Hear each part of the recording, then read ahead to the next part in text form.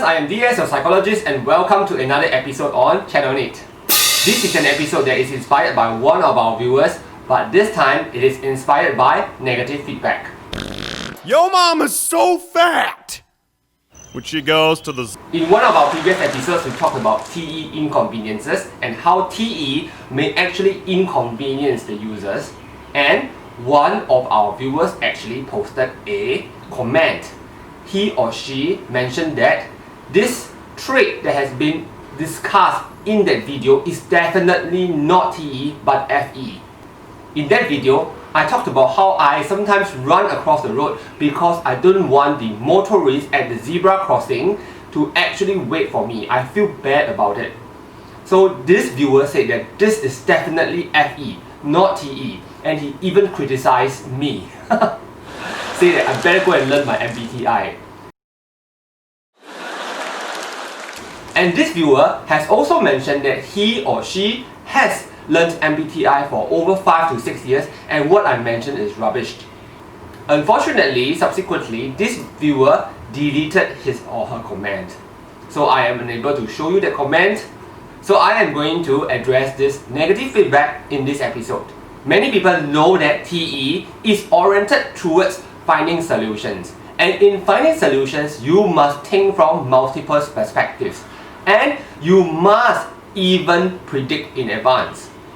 Now, first of all, we live in a society where 75% of the population are the S-sensing types. So the world is generally oriented to satisfy the needs of the majority. And in this case, we are talking about the S-types. So when applying for jobs, when executing a plan, it is always very evidence-based. We want to know how many years of experience you have, whether you have certificates or not. But from an ENTJ's point of view, whether you have a certificate or whether you have years of experience is just only a basis of consideration. It does not indicate definite performance in the future. So personally, I have known of a lot of teachers who have been teaching for 10 to 15 years. They are really backward. So years of experience does not correlate to their actual performance at times. It is also possible that in some jobs, prior experience is not possible. For example, the Prime Minister or President of a country. So before the Prime Minister or President rises to that position, he definitely has no experience in that position before. So he relies on his competencies in other positions that made him rise to that position. You know what I'm talking about? So from the ENTJ's point of view, years of experience is just only an indicator. Personally, I am more interested in your talent. You can be very new, but if you know your things very well or you have the talent for it, you are also very qualified. Personally, I know of a lot of MBTI trainers in secondary schools in Singapore. They don't know MBTI cognitive stacks at all, but they have been doing their job for over 10 years. Why? Because it's actually very easy to just deliver the test to hundreds of students and repeat the slides. And the slides do not talk about cognitive functions at all. So these MBTI trainers do not even know cognitive stacks. So these MBTI trainers have lived 10 years of their working life doing MBTI, but totally oblivious or totally unaware that there is such a thing called TE, TI.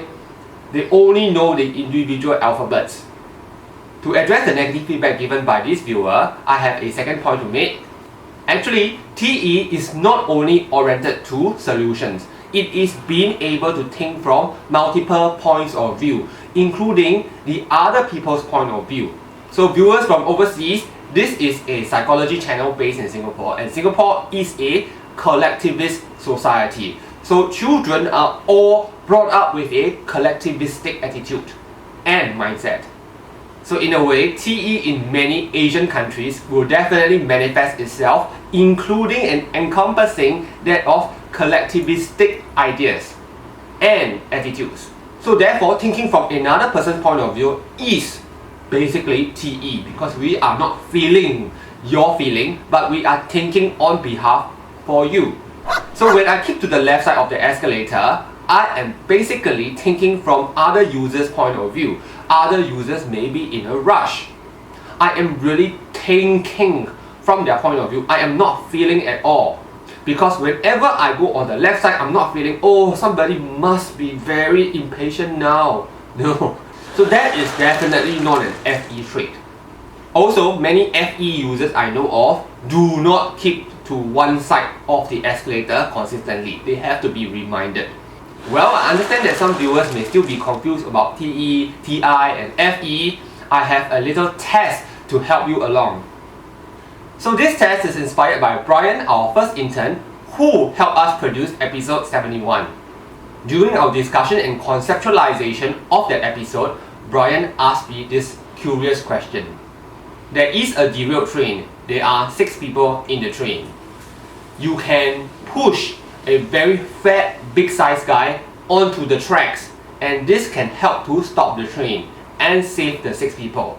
But in doing so, this person that you push must die.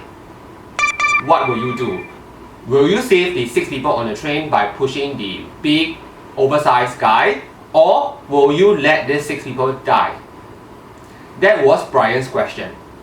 Now, because I am a TE DOM users, and TE DOM users prefer to think from a lot of different perspectives, also because I use NI, which actually speeds up the process, my answer to Brian is actually very quick. In less than 2 seconds, I already got the answer. 2 seconds. Now, why don't you think about this answer as well? I'll give you 5 seconds to think about it.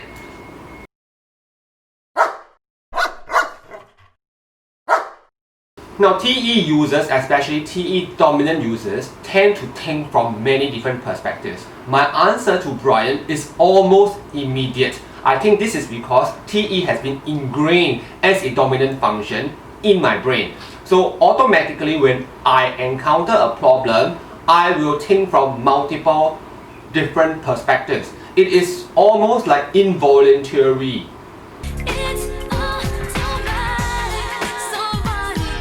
It's so fast, it might seem very magical for some non-TE users. Now this is my answer. First of all, if you are able to push this big, oversized, fat guy onto the tracks, what it really means is that you are also in the scene. Then what makes you not sacrifice yourself?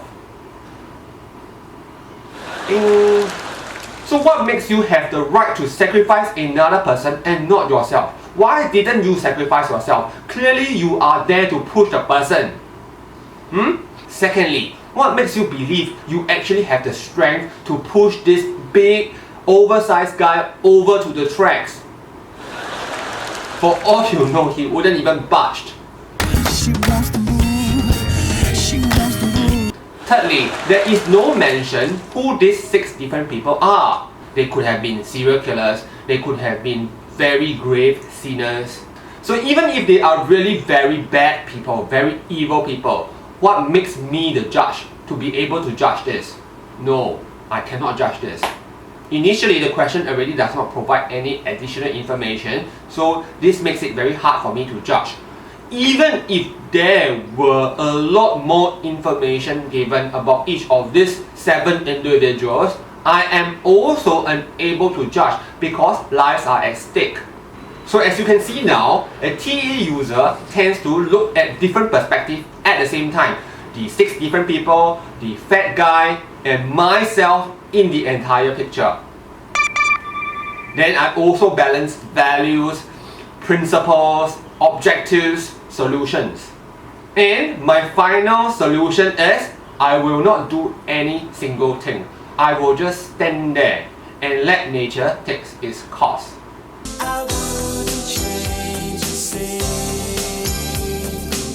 I think this is a very popular question. You can ask this question with your friends and hear their answers.